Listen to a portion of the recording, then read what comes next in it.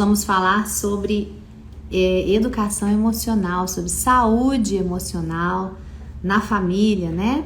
Individual e para as famílias. E nesse tema de hoje, gente, é tão importante, eu tenho certeza que é algo que todo mundo precisa aprender, né? Primeiro, você sabe o que é saúde emocional? O que significa isso?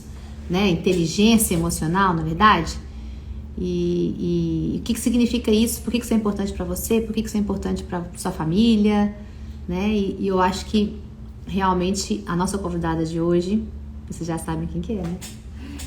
Tem assim um conhecimento tão profundo para compartilhar com a gente. Eu tenho certeza que vai ser maravilhoso. Bom, a nossa convidada já me deu um oi aqui, já vamos chamá-la para a gente já começar o nosso bate-papo. Eu vou dar aí 2 minutinhos, hein, gente, para vocês chamarem os amigos. Cada um chama 5. Porque eu tenho certeza que o que vocês vão aprender aqui hoje, além de ser importante para vocês hoje, é importante para a vida toda sua e para a vida toda dos seus filhos. Não é algo que você vai aprender agora que você vai usar só nessa semana, não. Tá certo? Tudo que a gente faz, tudo que a gente pensa aqui é para os nossos pequeninos, né? Deixa eu mostrar um que não coube ali. Olha que coisa linda. Esse aqui é o nosso super livro. Eu adoro esses super livros. É bom pra viagem, né? Olha aqui, ó. Entre nessa viagem. E aqui a gente tem labirintos, jogos dos erros, músicas, as nossas músicas oficiais, né? De 3 palavrinhas e um monte de outras atividades. Aí, olha. Você pode preencher. Tem a parte didática para você escrever. Tem das nossas letras das músicas, tá vendo, ó? As musiquinhas. E aqui as atividades que você pode marcar para quem já sabe ler e escrever. Tem atividades para quem ainda não sabe ler e escrever, que é mais para colorir. 7 erros. Tá vendo? Eu adoro, né? Eu amo essas atividadezinhas assim. Sempre fiz muito com os meus filhos. E fico muito feliz de poder proporcionar isso aqui pelo 3 palavrinhas. Porque a gente fazia coisinhas de viagem, né? Levava os livros de viagem. Às vezes não tinha uma mensagem tão interessante para poder compartilhar. E aqui você tem essa oportunidade de sair com um livrão. Tem esse aqui também que eu amo, que não coube ali. Vocês já conhecem esse, né? Que é o outro nosso livrão, Brincando, Aprendendo e Cantando. Eu amo esse daqui. Ó. Também de colorir e fazer atividades. Então, tem bastante coisa. Gente, quem quiser conhecer mais a nossa loja, tem a Bíblia, tem o devocional, que são os meus favoritos, né? Porque e nós temos agora a Bíblia bilíngue, tá bom? Galerinha aqui dos Estados Unidos tem ali a Bíblia ilustrada bilíngue, então ela tem em português e inglês. E aí você pode ajudar seu filhote que é brasileiro, que mora fora, a entender, né, a língua portuguesa, mas você também pode presentear, se você conhece alguém que fala inglês e que mora fora, né? Pode presentear também. A Camila Cury.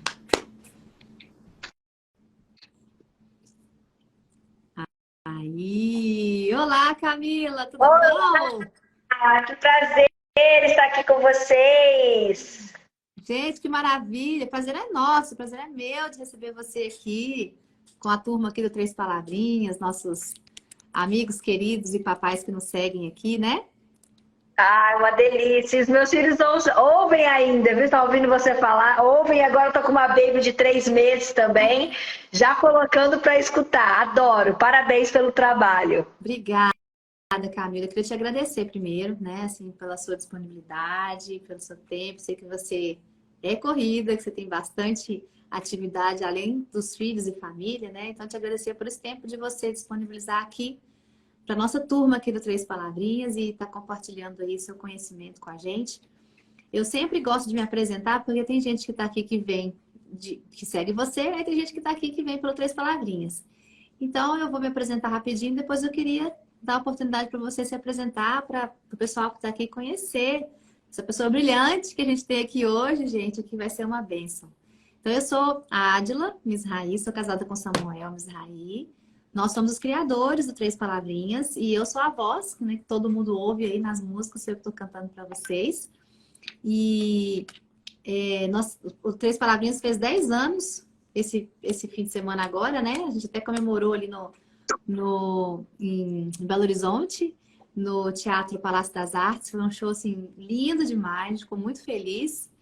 E temos 2 filhos que, por causa deles, nós fizemos Três Palavrinhas. Foi por causa de um banho do meu filho mais velho, que eu cantava a música do Sabão e cantava outras, ia cantando a música. E minha mãe falou: Poxa, você sabe tanta música assim? Sempre cantei, né? Sempre gostei de cantar. Ele falou: Vamos fazer então alguma coisa legal com esse tanto de música que você sabe. A área dele sempre foi dessa área de arte, né? De publicidade e tal. E aí ele falou: Eu faço, eu consigo elaborar um desenho, você canta? Eu falei: Canto. E foi assim que, por causa dos meus filhos, assim, eu falei: Eu queria que eles cantassem as músicas que eu cantava quando eu era pequena, que eles não cantam mais, né? É só música nova, vamos voltar um pouquinho. E por causa disso, dessa conexão afetiva que eu tinha com as músicas que eu cantei quando eu era criança, que a gente criou Três Palavrinhas e hoje abençoa tantas pessoas, né? Meu filho hoje já está com 15 anos e a minha filha com 11. Então, muito feliz de poder ter aqui agora assim, o nosso Instagram e poder te convidar para estar aqui compartilhando com a gente sobre esse tema tão importante, né, que é a inteligência emocional, que não é atual, né, mas está assim, em alta, porque é um tema que tá precisando de socorro, né, nas pessoas nos dias de hoje. Mas é algo que eu acredito que sempre foi necessário, que agora como as pessoas estão se atentando para ele, né? Então, eu queria muito falar sobre esse assunto com os nossos seguidores, porque eu tenho certeza que é um assunto que traz saúde e resolve muitos problemas quando você tem inteligência emocional, né? Então, Camila, por favor, se apresente. Eu sei que você já tem os filhinhos. Fala um pouquinho de você, das escolas, né? Que a gente quer saber. Bom, primeiro, boa noite a todos que estão aqui conosco nessa live. Eu realmente, a vida é bastante corrida, tenho 3 filhos, o Augusto de 7, a Alice de 6 e a Baby Anne de 3 meses. E o meu primeiro filho foi a Escola da Inteligência, que foi um programa que eu desenvolvi junto ao meu pai, Augusto Cury, ao meu esposo também, o Bruno, e para levar a saúde emocional para dentro das escolas. Eu sou psicóloga de formação e é muito triste você esperar uma pessoa adoecer para depois tratá-la. Nós demoramos uma humanidade toda para chegarmos a 1 bilhão de pessoas, né? E nós, em um século, nós saímos de 1 bilhão praticamente para 7, 8 bilhões de pessoas. Isso se deu à medicina preventiva, e se deu às vacinas, ao saneamento básico, tantas medidas preventivas que não somente são as corretivas. E eu acredito que a saúde mental está entrando nessa era. Nós não apenas devemos esperar uma pessoa ter uma síndrome do pânico, uma depressão, para depois oferecermos para ela ferramentas para que ela possa lidar com esse caos psíquico, que deve ser desde a infância esse trabalho. Como eu tive essa educação com meu pai, eu tive o desejo de levar, através da psicologia, para milhares de famílias. E assim nós começamos. E hoje nós temos mais de 500 mil alunos em todo o Brasil, mais de 2 milhões de famílias todos os anos aplicando nossos projetos. Temos o projeto também da Gênesis Educacional, que atende o setor público. E o meu grande legado, assim, o que me move é perceber que as famílias estão sedentas. O que eu tenho visto não é pais que não querem. Eu vejo pais até muito preocupados, até em excesso, né? Por isso que às vezes mimam demais, por isso que às vezes são permissivos demais, porque é difícil você encontrar esse limiar. Então eu levanto essa bandeira de que é possível nós educarmos as nossas emoções e que nós, enquanto pais, precisamos entender que nós somos essenciais na formação da personalidade dos nossos filhos. E muito daquilo como nós nos relacionamos conosco mesmos, como eles vão aprender a se relacionar com os seus conflitos também. Por isso que as pessoas às vezes me perguntam, qual é o primeiro passo para a saúde mental, né, no processo educacional? Eu sempre digo, começa com a maneira como você lida com as suas emoções. Então, para mim é uma grande alegria, eu que sou fã do trabalho de vocês, disponibilizei esse tempo, não tenho feito muita live, porque a vida, né, empresarial acaba demandando bastante, mas por acreditar também no trabalho que vocês fazem e na mensagem que vocês levam através do trabalho, da comunicação das músicas, é esse mesmo viés que eu acredito, principalmente quando a gente fala do público cristão, ainda é um tabu, porque às vezes as pessoas falam assim, mas se eu tenho fé, eu não adoeço, né? Ou eu estou sendo ingrato, ou é porque eu não tenho fé, então é por isso que eu estou tendo esse tipo de dificuldade. Então quando a gente entende que nós temos o Espírito, mas também nós temos a mente, que a mente adoece, e não é porque você não ama Deus, né? Pelo contrário, Jesus veio para durante 3 anos trabalhar a alma e a mente daqueles discípulos para que eles pudessem levar o evangelho, né? E assim receberem o Espírito. Então, um ser humano mais preparado com certeza leva a mensagem de Cristo de maneira muito mais inteligente. Nossa, muito interessante isso. E para os pais também, né? Um pai e uma mãe mais bem preparado emocionalmente consegue não só evitar traumas nos filhos, né? Mas também prepará-los para a vida de uma maneira mais segura, né? Exato. Mas assim, para a gente começar então, né? Para quem está entrando aqui e nunca ouviu falar sobre isso, o que a gente pode explicar? O que significa ter inteligência emocional? Bom, para começar, nós precisamos entender que a emoção, ela nunca vai ser inteligente. Porque ela é um ato inconsciente. Então a emoção, ela é sempre o primeiro ato do processo de interpretação e de relação. Você não quer ficar com raiva, você fica.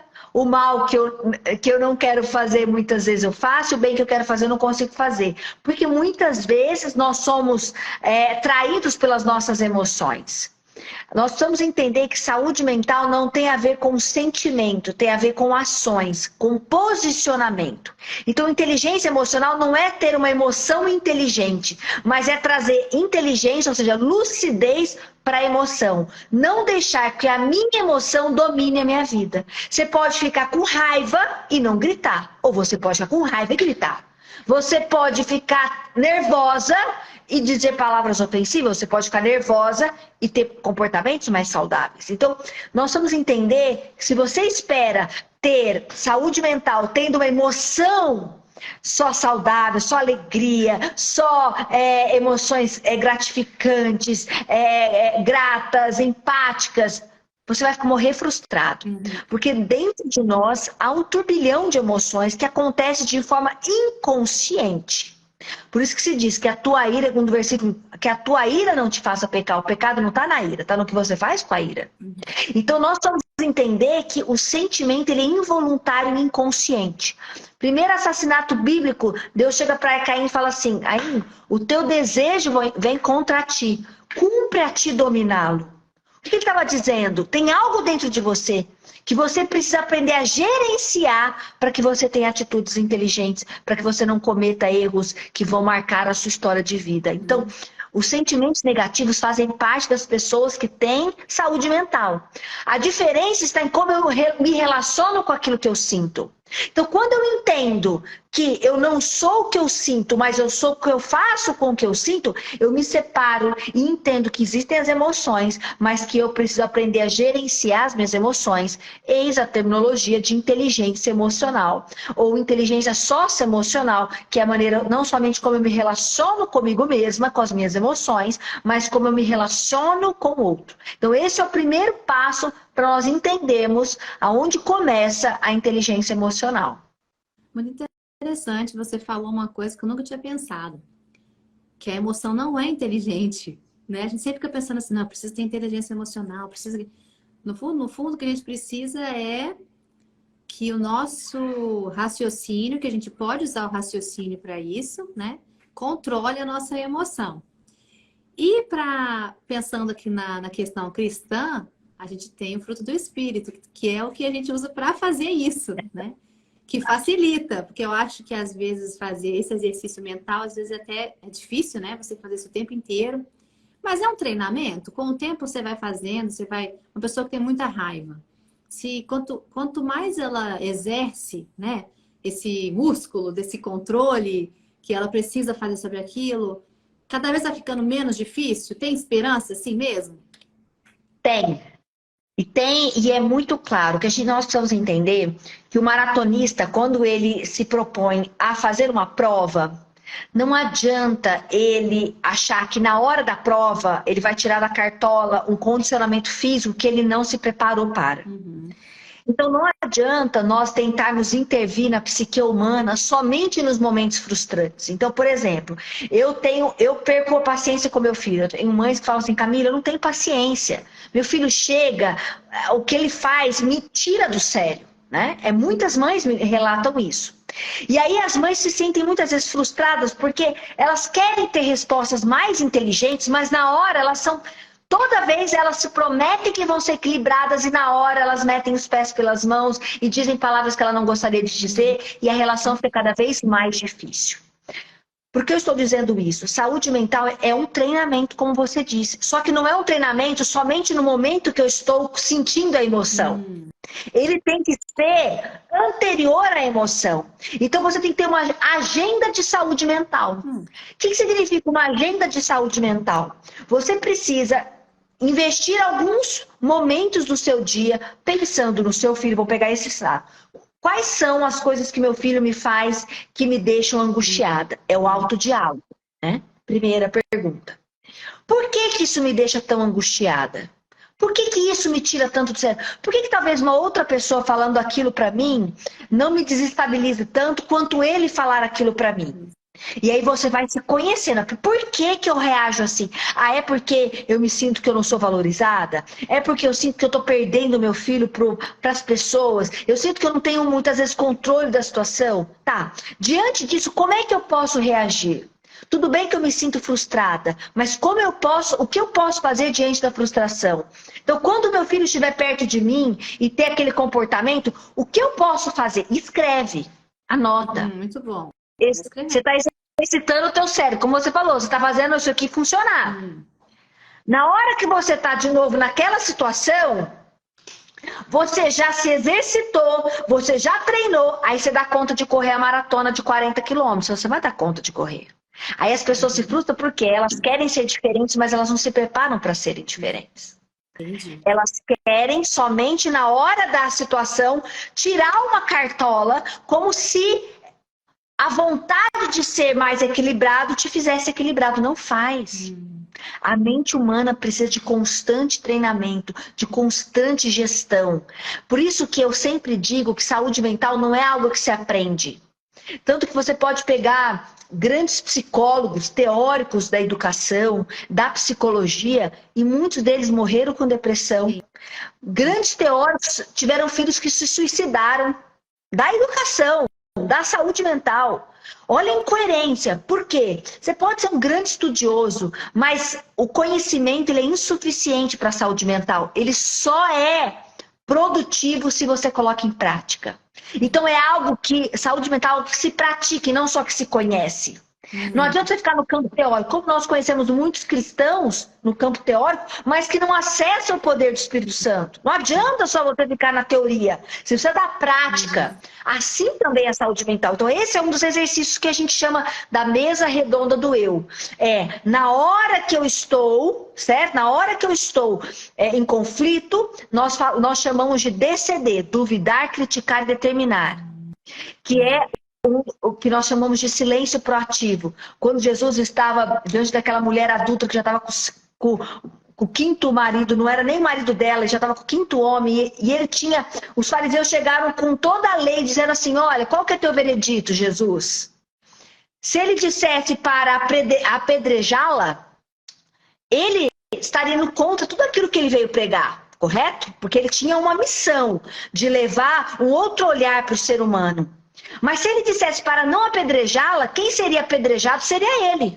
Porque ele saiu contra a lei. Então ele estava numa enroscada. Como eu e você, e todos que estão aqui, muitas vezes nós nos colocamos em situações e somos colocados em situações muito difíceis.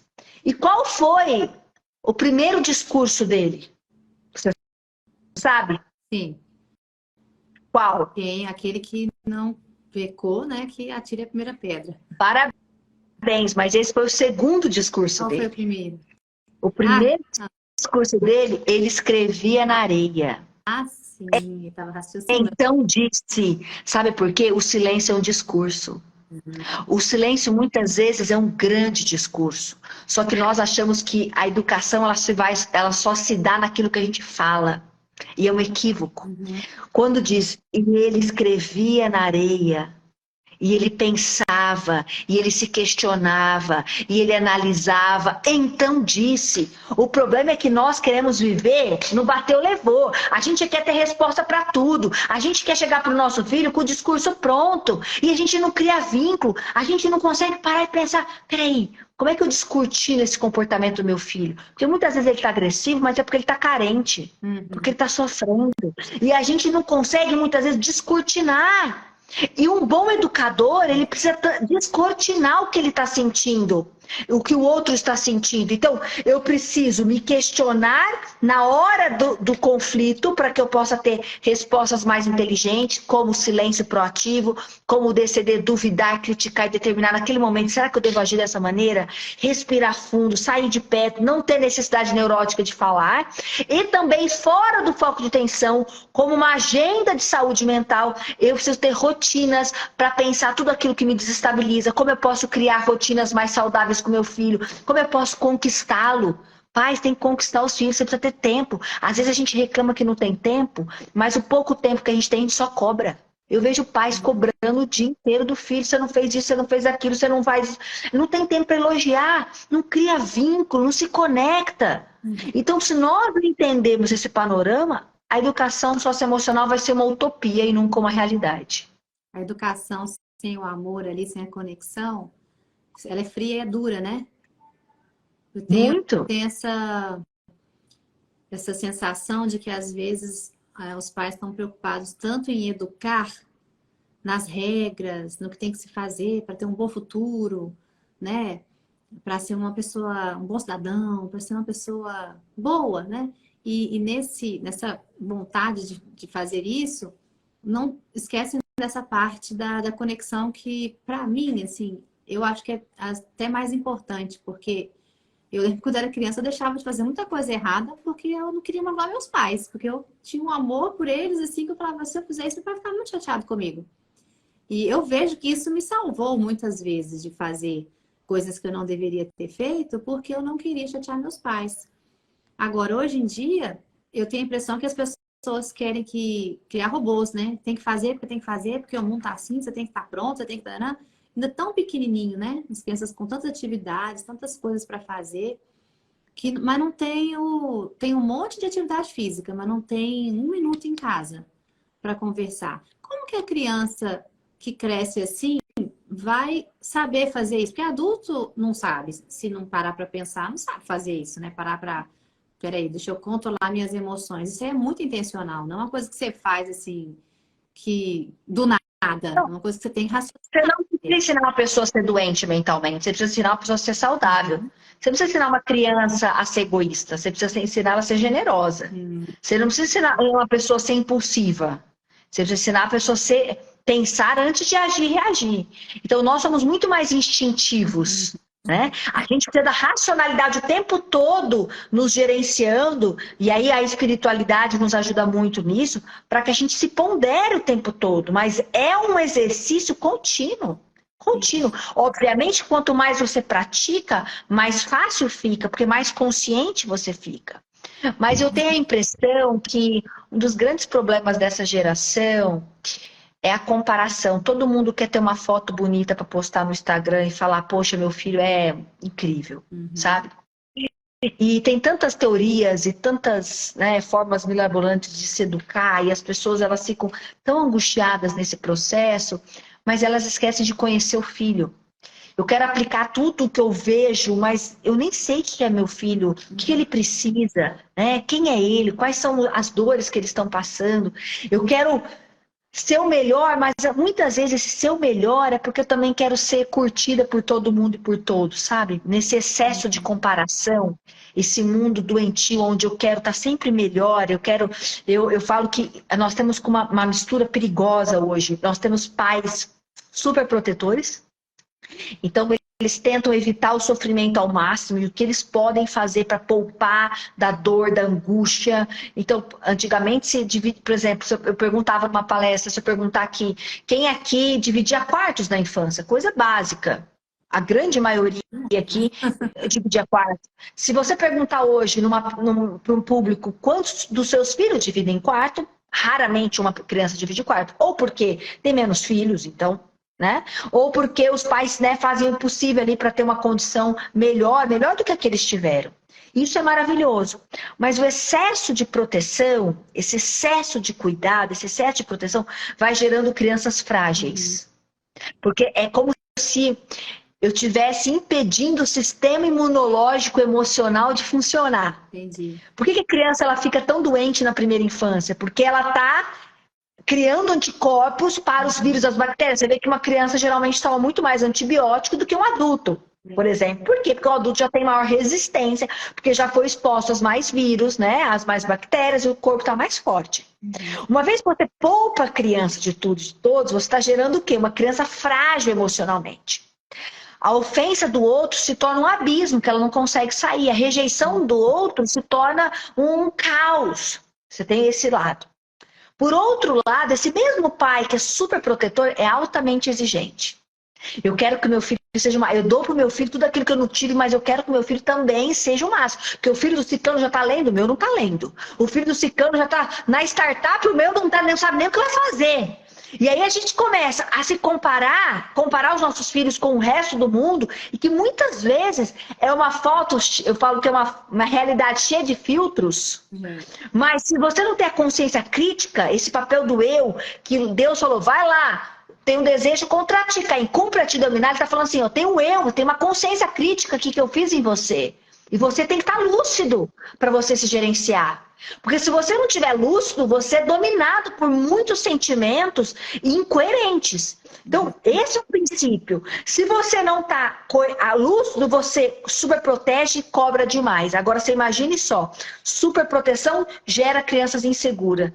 E, ao mesmo tempo, alta exigência geram crianças com baixa autoestima. Porque são crianças que têm uma sensação que nunca são boas o suficiente para os seus pais. Se você for numa sala de ensino médio, você chora. Pergunta, quantos de vocês conseguem falar 5 coisas que seus pais mais gostam em vocês?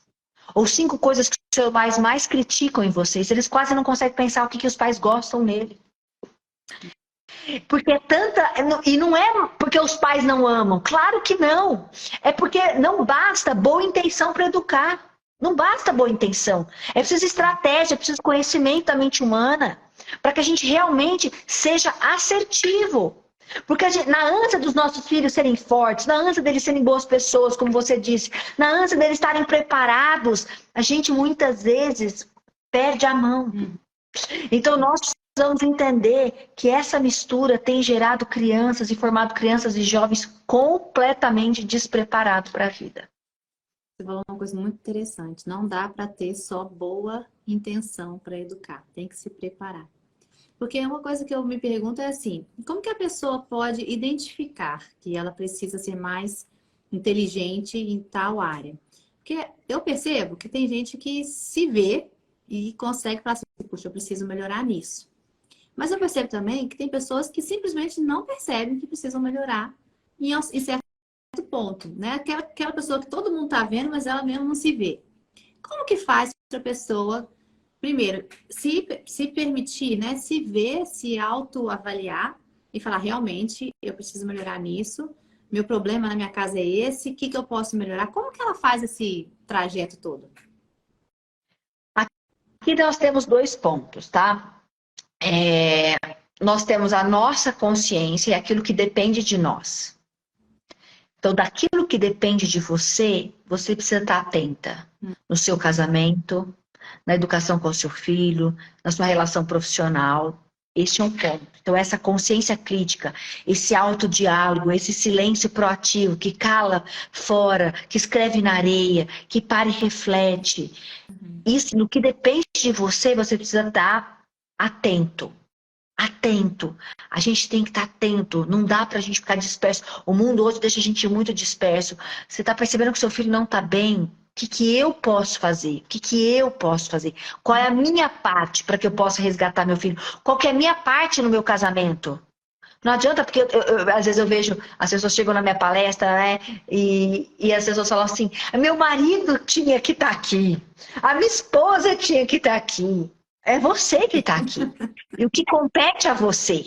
Então, primeiro é a sua parte, né? Essa consciência.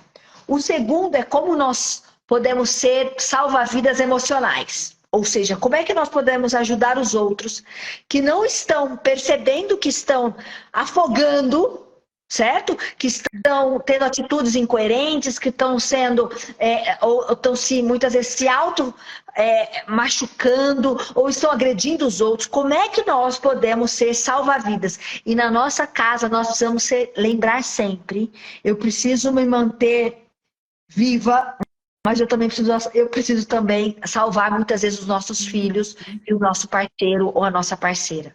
A família é um excelente lugar para isso.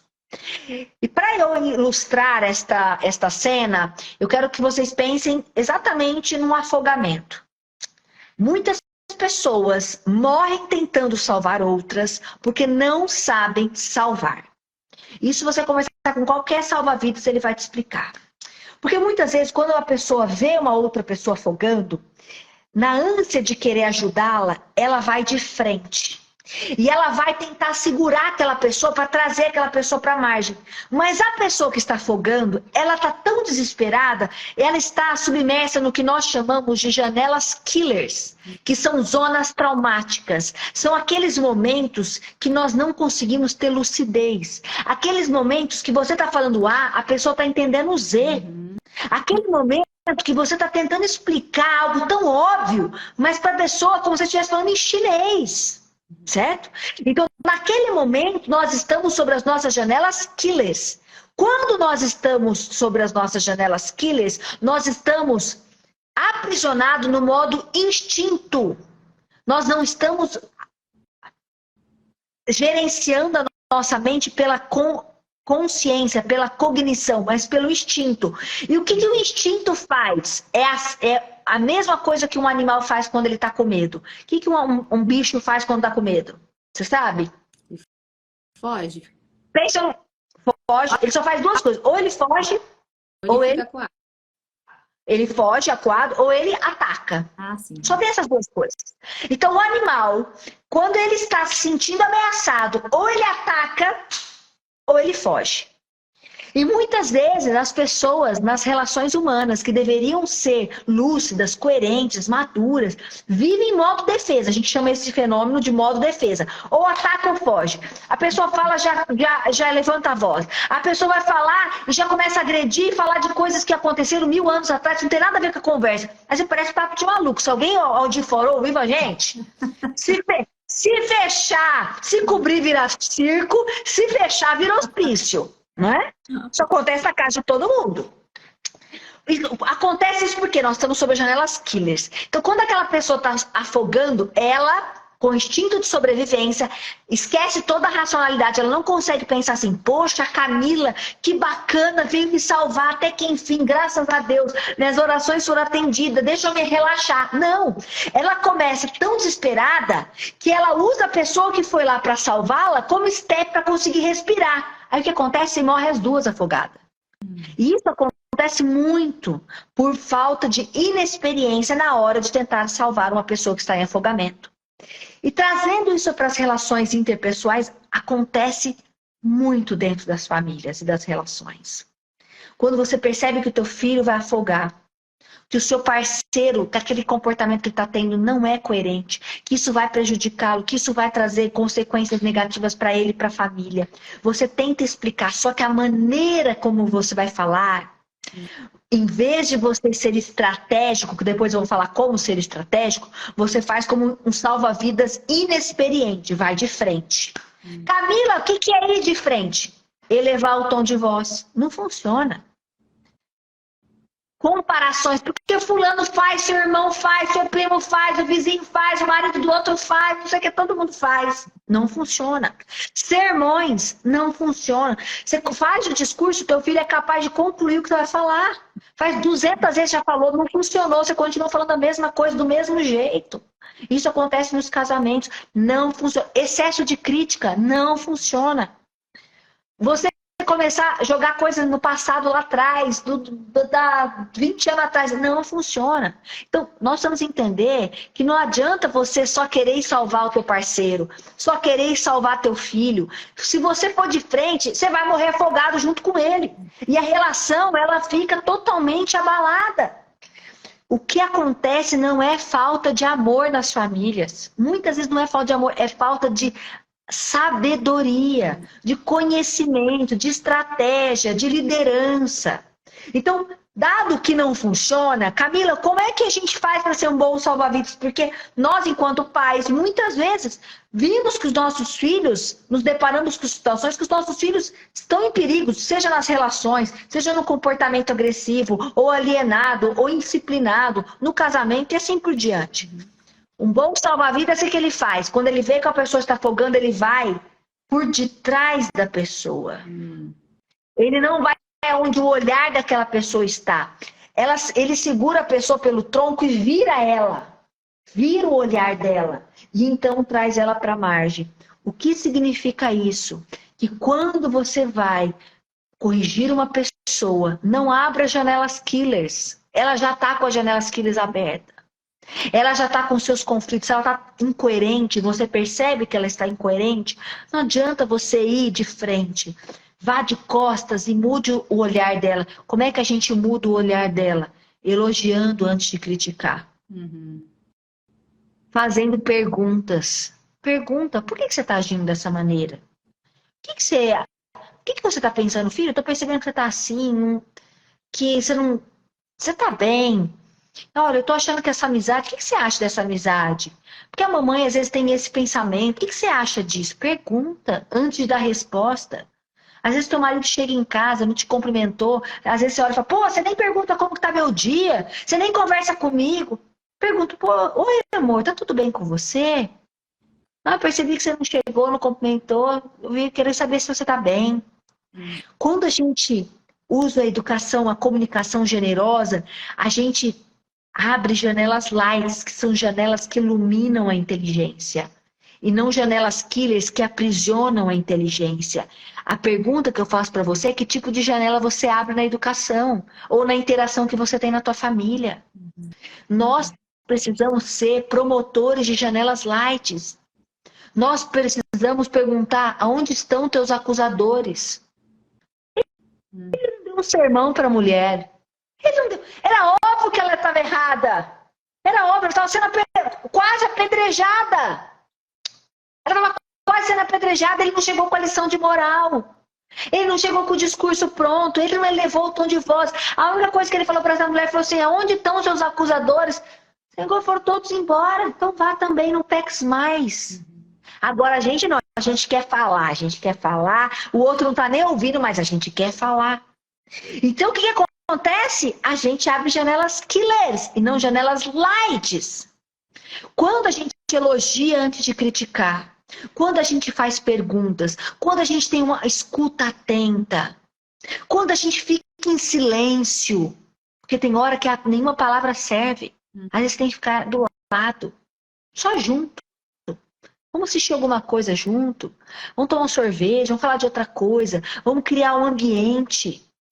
Se nós formos estrategistas, nós vamos ser bons salva-vidas e vamos conseguir resgatar os nossos filhos em muitas situações, o nosso casamento, as nossas relações familiares, no nosso trabalho. Agora, se nós formos imaturos, nós vamos estar sempre frustrados. Poxa, mas eu amo tanto, mas ele não reconhece. Eu amo tanto, mas ele não percebe. Não é que ele não percebe. Ele está sobre as janelas killers. Ele não está sobre a racionalidade e você não está conseguindo extrair o melhor dele. Muito interessante. E como que você acha que a gente pode identificar esse momento certo de falar, né? Porque, tudo bem, ok, a gente tem que tirar a visão do que está acontecendo, pensar nas palavras. Isso já é uma inteligência, né, emocional, já está usando ali, né? De pensar o que eu tenho que fazer, o que eu posso falar, qual a melhor forma, junto com a sabedoria, né?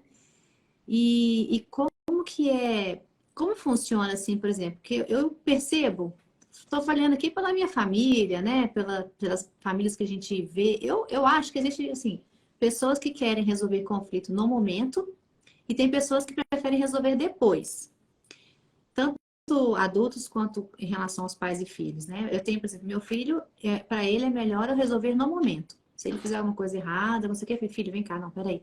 A gente conversa e resolve na hora. Para ele é ótimo. A minha filha já não.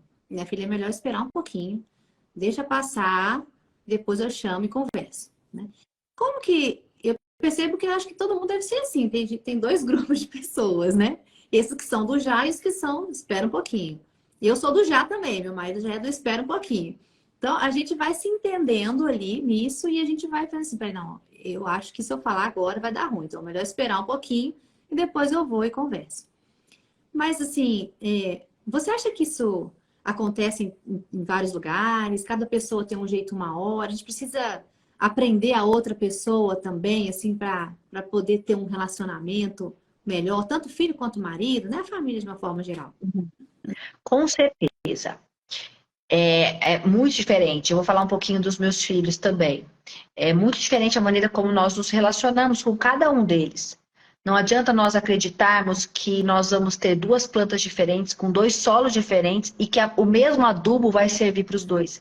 Se você coloca muito cálcio numa terra, você pode queimar uma planta, mas na outra você faz com que ela brote, porque realmente era aquilo que estava faltando de nutriente naquela planta. Então, nós precisamos entender que cada filho é único. Mas existe um ponto em comum em qualquer interação humana. Você tem que estar bem. Você tem que estar bem. Então, seja um filho que exija um parceiro que espere ou que fale depois, você vai ter uma leitura sobre aquela relação e aquele ser humano que está se relacionando com você. Mas, sobretudo, você tem que estar bem. Porque se você não estiver bem, se você estiver estressado, angustiado, tenso, a chance de você medir mal as palavras, exagerar, você nunca me ouve, palavras taxativas, exceder no tom de voz e ser pouco produtiva é muito grande. Então você é o teu ponto de partida. Você tem que estar bem. Se talvez para você precise esperar, mesmo que o outro seja bom na hora, se você precisa esperar, espere. Sim. Você precisa ser assertiva, certo? Agora, cada filho reage de uma forma. E nós precisamos aprender a ler. Então, por exemplo, o Augusto, meu filho de 7 anos, ele é uma criança muito racional. O diálogo funciona muito com ele. Ele tem o córtex pré-frontal, que é o controle da impulsividade, que é essa área do cérebro onde nós controlamos os nossos impulsos. Eu percebo que nele é mais maduro do que na Alice. E a maturidade completa vai até os 24 anos. Então tem crianças que vão demorar um pouco mais para controlar o impulso, até neurologicamente falando, certo? Em termos de temperamento e fisiologia. Por isso que a gente tem que entender a mente humana, por isso que eu falo que a gente precisa conhecer mais.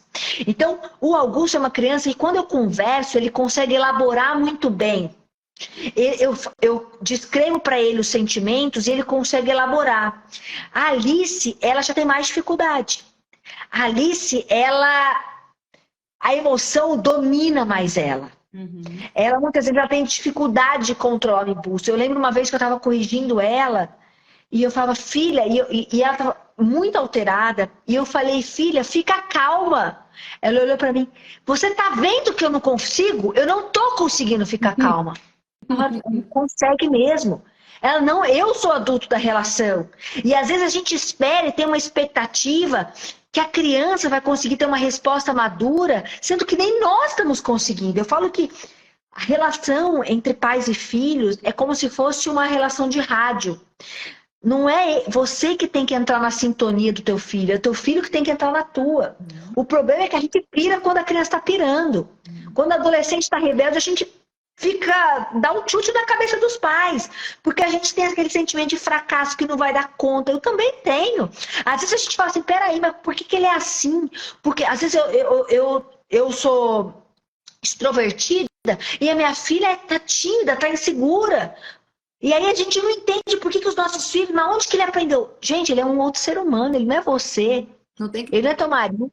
Ele é um ser humano. E o seu papel é falar assim, como é que eu posso lapidar esse diamante para que ele possa ser a melhor versão dele, não minha. Então, quando a gente entende isso, a gente entende, peraí, eu preciso estar bem para que eu possa educar a Alice. A Alice é uma criança mais impulsiva, então não adianta corrigir ela rápido. Ela precisa acalmar porque ela não está nem me ouvindo. O Augusto, eu já consigo ter uma intervenção muito mais rápida nele do que eu consigo na Alice. Mas eu chego lá com a Alice, mas em outro ritmo. Então, educar tem muito mais a ver com a gente. Educar é um exercício de autoconhecimento, de autogestão muito grande, para que nós possamos lapidá-los dentro da personalidade deles. E tomar muito cuidado, quem tem mais de dois ou mais, de comparar. Que cada filho é um, cada filho tem uma forma de elaborar, e o nosso papel é ajudar nesse processo. Então, como que eu posso educar o Augusto? Eu lembro uma vez que a gente estava nesses parques assim de lúdicos, e tinha umas cordinhas, e o Augusto e a Alice foram subir até o topo do castelinho, né? E eu só observando. A Alice, ela sempre foi muito ágil. Ela é mais destemida, ela se arrisca mais. Ela vai na sorveteria, cada dia ela vai pedir um sorvete que ela não pediu. E aí, como é que eu faço com a Alice? Eu estava falando sobre a superproteção. Olha o que eu faço com a Alice, é um exemplo muito simples. A Alice, ela quer o sorvete, só que o combinado é, filha, você vai pedir um sorvete novo, legal, só que se você não gostar, eu não vou comprar outro. Então, ou seja, ela vai ter a iniciativa, mas ela vai ter a consequência da iniciativa. Ela pode, tem dia que ela super acerta e tem dia que não. E tá tudo bem, a vida é assim. O Augusto, ele vai pedir o mesmo sabor de sorvete se ele for 200 vezes na sorveteria. Ele é mais conservador. Então, nele eu preciso trabalhar mais para que ele perca esse medo de errar. Para que ele ouse um pouco mais, porque a vida vai exigir dele. Para Alice, eu preciso também ensiná-la a ponderar. Nem sempre é bom se arriscar demais. E aí os dois estavam subindo a escadinha, né? A corda. Qual você acha que chegou primeiro? Pensando assim, eu falaria que sua filha. Alice. Você acredita que os dois chegaram exatamente no mesmo momento? Porque o Augusto, por ele ser mais metódico, ele é focado. Ele pensou. Ele vai lá. É um passo de cada vez, mas ele vai. A Alice, ela é rápida, só que ela distrai. Aí ela vê o pombinho, aí ela vê outra criança brincando.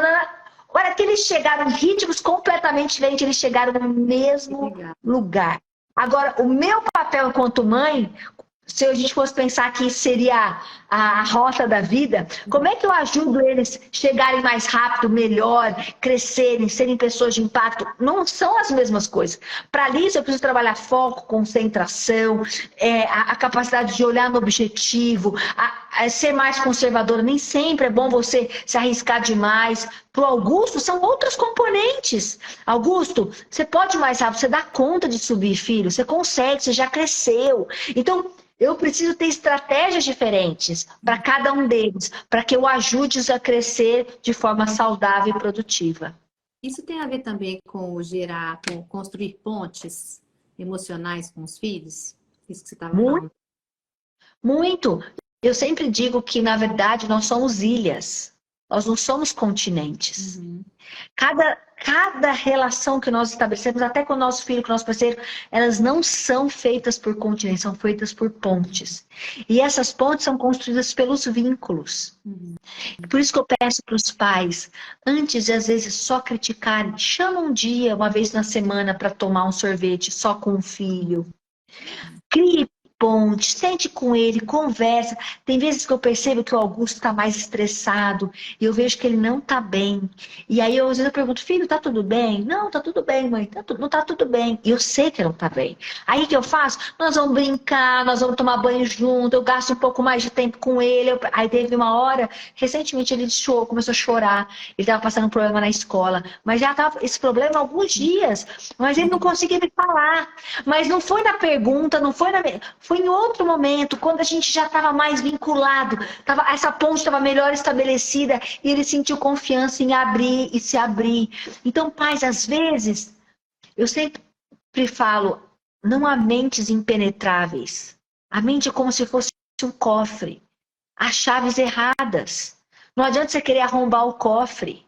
Tem pais que querem arrombar. Tem hora que a gente dá vontade de arrombar o marido, a copa, botar o que a gente pensa lá dentro dele. E com certeza ele, nós também. Nos nossos filhos, nas nossas interações. Mas a mente humana, ela tem muitos segredos e muitos caminhos. E nós precisamos aprender a trilhá-los. E uma das maneiras é construirmos essas pontes, esses vínculos, é fazermos coisas fora da agenda, é investirmos um pouco mais de tempo, é tentar conhecer um pouco mais o teu filho. Ah, ele gosta de tal joguinho, joga com ele. Ele gosta do futebol lá da cartinha, vai, entra no mundo dele, entra no mundo da tua filha, sai um pouco do teu lugar para que você conheça aquele ser humano que você tem para educar. E aí sim, essa relação vai acontecer e é impressionante o poder que se estabelece nessa construção familiar. Ela vai ser muito mais poderosa do que as outras relações. Vai ter um momento que ele vai mais para os amigos. Vai ter alguns momentos que ele vai mais para o mundo, para a sociedade, mas ele vai ter raiz. Ele sabe que ele tem para onde voltar. Ele se sente bom o suficiente. Pai, se você puder deixar uma coisa para o teu filho, faça com que ele sinta suficientemente bom para você. Cuidado com excesso de crítica, cuidado com excesso de comparação, cuidado com essa necessidade neurótica do filho ser número 1. Meu filho, eu conto as histórias de fracasso para os meus filhos, conta as suas histórias de fracasso para os teus. Fale dos teus erros, fale das suas notas baixas, fale das suas dificuldades. Tem pais que têm medo, falam, não vou falar, eu era um péssimo aluno, hoje eu virei empresário, mas não quero falar pro meu filho porque ele está indo super mal na escola. Não, conta para ele.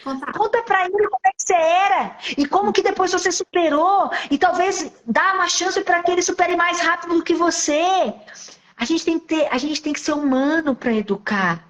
E é através dessa relação, lavando os pés dos nossos filhos, parafraseando Jesus, que nós vamos fazer eles grandes líderes. E quando Jesus fala assim, agora vocês vão, e vai em todas as nações, vai pregar, era um bando de pessoas simples, pescadores, pessoas incultas muitas vezes. Vai lá e faz.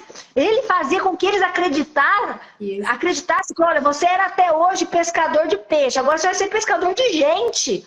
Olha o patamar que essas pessoas subiram. E ele fazia essas pessoas acreditarem que elas eram capazes. Você precisa falar com o teu filho que ele é capaz. Porque às vezes você até fala uma hora ou outra, mas 90% do teu tempo é mostrando que ele não é. Nas entrelinhas. Então nós precisamos repensar nossa agenda, porque educar hoje é um desafio muito grande. Estão acabando com a autoestima dos nossos filhos. Os nossos filhos estão muito mais ansiosos, muito mais angustiados, os padrões são cada vez mais altos. E ser jovem hoje, diferente do que muitas pessoas acham, ser jovem hoje é muito mais fácil. Não é porque ele tem mais recursos que é mais fácil. É muito mais difícil. Nós vivemos em um mundo muito desafiador para a saúde mental e para a espiritualidade. Nós precisamos nos atentar para formarmos filhos mais saudáveis e mais inteligentes. E isso você pode garantir na tua casa. Não vai ser lá fora. Nossa, gente, assim, eu tô assim, ó, vou ter que assistir de novo essa live depois, não sei o que fez aí. Muita informação, muito importante, né, robusta. E eu queria perguntar a última coisa aqui para você, Camila, o que é faturamento emocional? Eu confesso que eu não tinha ouvido falar sobre isso, raciocinando assim, eu imagino, mas o que significa isso, um faturamento emocional? Eu sempre falo um exemplo, que a mente humana, eu gosto muito de metáfora, você vê que eu trago bastante metáfora, porque eu acho que as pessoas entendem e conseguem exemplificar.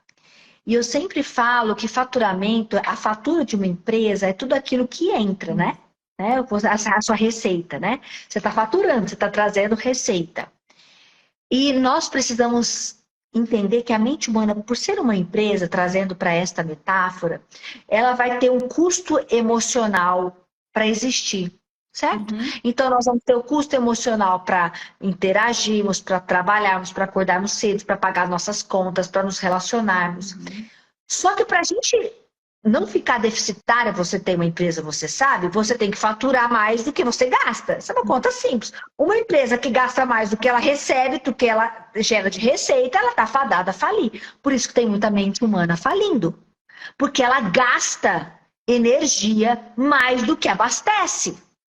Então, nós precisamos entender que uma mente saudável, ela não apenas precisa aprender a gastar de forma inteligente os seus recursos mentais. Então, não sofrer por antecipação, cuidado com as comparações, o excesso de rede social é um problemão para a saúde mental. Tem várias questões que são desafiadoras no gasto de energia emocional. Isso aí temos que fazer uma live só sobre isso, tá?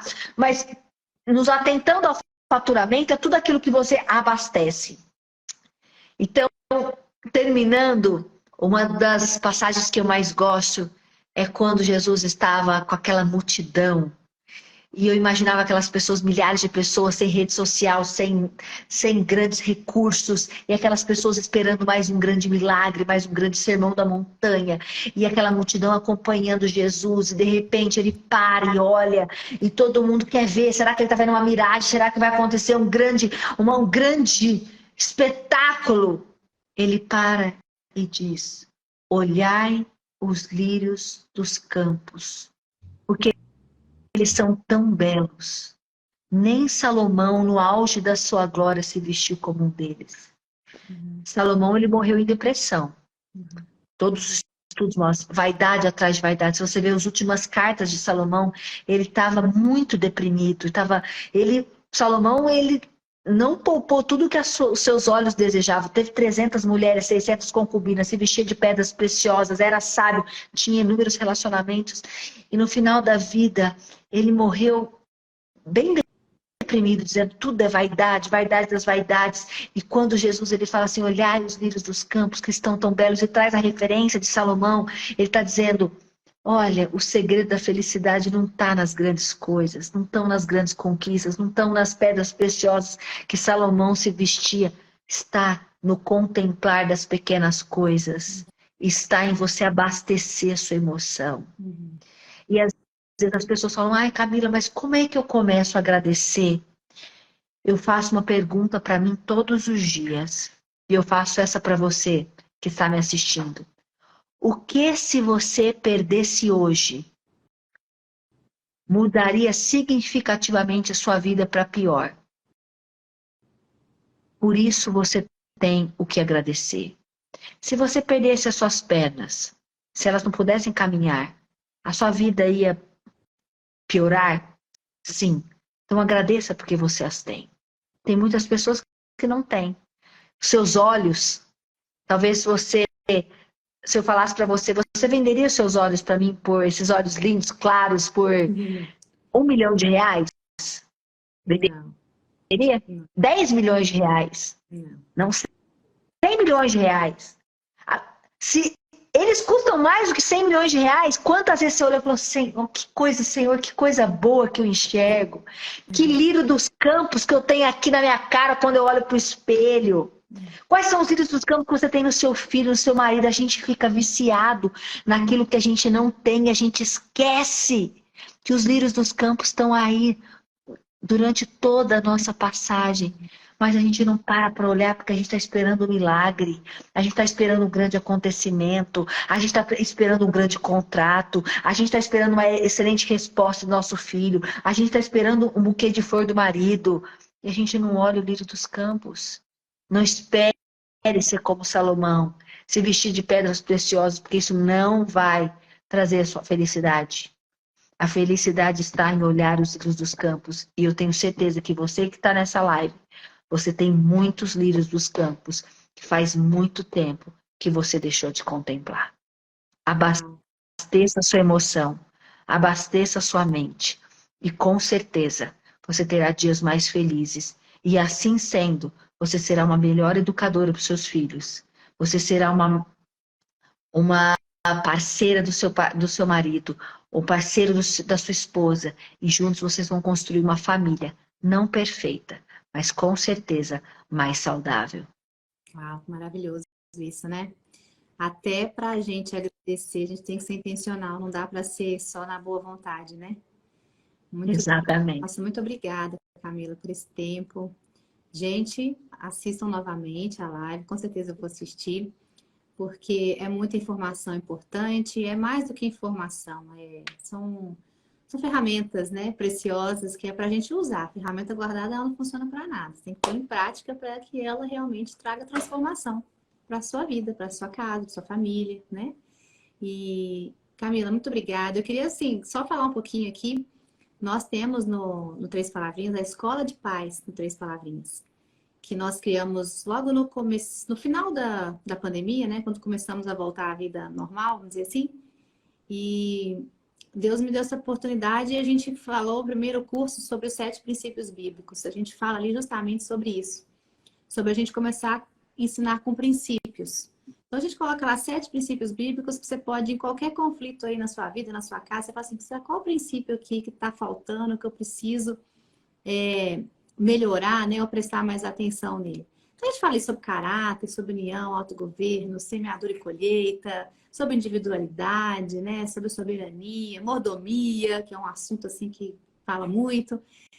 E hoje eu tô feliz aqui porque eu recebi uma mensagem, gente, que na live passada a gente liberou uma aula gratuita para o pessoal poder conhecer. E hoje foi tão legal a procura do pessoal que a gente vai manter. Então, para nossa live de hoje, entre aqui no final da live no link da nossa bio, tem 3 palavrinhas, que você vai ter acesso a essa aula que a gente liberou gratuitamente do nosso curso 7 Princípios Bíblicos para você conhecer.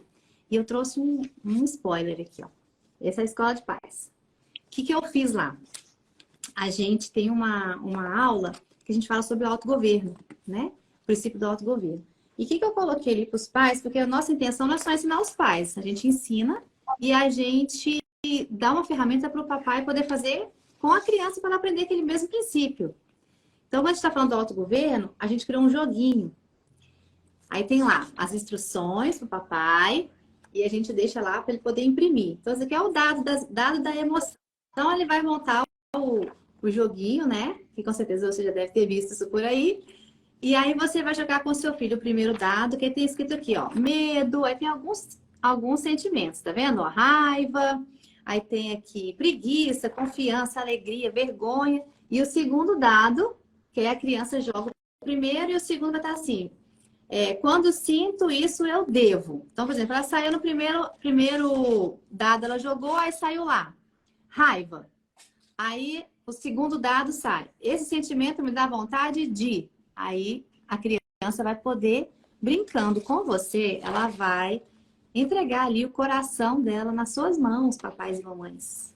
E você vai conhecer o que está passando ali por dentro. Aí, mais pra frente, a gente ainda coloca algumas explicações, né? Então, eu não deixo vocês na mão, não. Então, eu coloco lá alguns versículos que você pode ler com a criança. E ali você vai, junto, essa parte aqui, a gente falou com a Camila Cury aqui, lindamente, a parte ali do raciocínio, de conhecer mesmo as emoções, de avaliar e de intencionalmente escolher ali, né? Abrir as janelas light, ao invés das janelas killers, né? Que já estão ali abertas. Aqui você vai aprender espiritualmente o que você pode ensinar ali para o seu filho, né? Então, por exemplo, vou dar aqui só uma que aconteceu muito na minha casa. Eu e minha irmã, a gente brigava muito, né? Discutia muito, assim. E minha mãe sempre falava assim, a palavra branda desvia o furor, a palavra dura suscita a ira. E eu vi as janelas killers aqui e a janela light aqui na hora que você falou. Então, às vezes, a criança está com raiva e tem vontade de bater, tem vontade de brigar, tem vontade, ela vai contar ali para você. Você vai pegar o versículo da raiva ali e vai falar, ó. Provérbios, você vai ler ali para ela, Mateus 5, 1 Timóteo, eu coloquei vários versículos que falam sobre isso, além dos outros do fruto do Espírito aqui.